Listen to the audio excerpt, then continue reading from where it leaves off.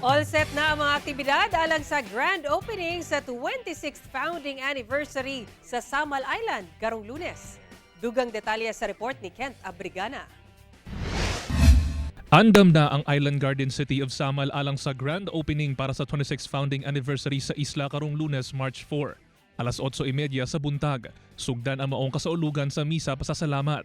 Dayon ipahigayon na ang opening salvo. Dungan sa ipahigayon ang Tourism Day o kablihan ang Agri-Trade Fair.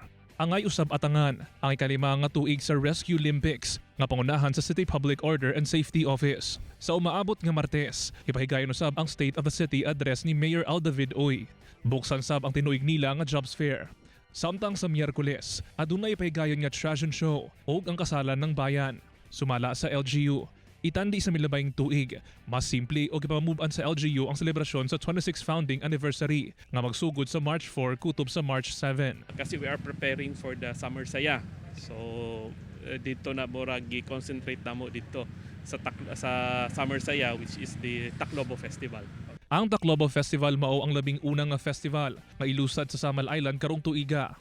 Hinoon, sumala sa City Tourism and Investment Office. Bisan pa og naminusan og pipila ka adlaw ang selebrasyon sa anibersaryo sa isla. Siksik matud pa kini sa mga aktibidad. Akong ginaimbitahan, dili lang ang mga Samaleños, dili lang ang gikan sa Samal, but especially those coming from outside Samal, no? Na mag-ari sa Samal Island karong March 4 to 7, kay doon na tayo mga ipahinabo nga mga kanang events or activities. Kauban si Melco Minares sa kamera. Ako si Kent Abrigana para sa One Mindanao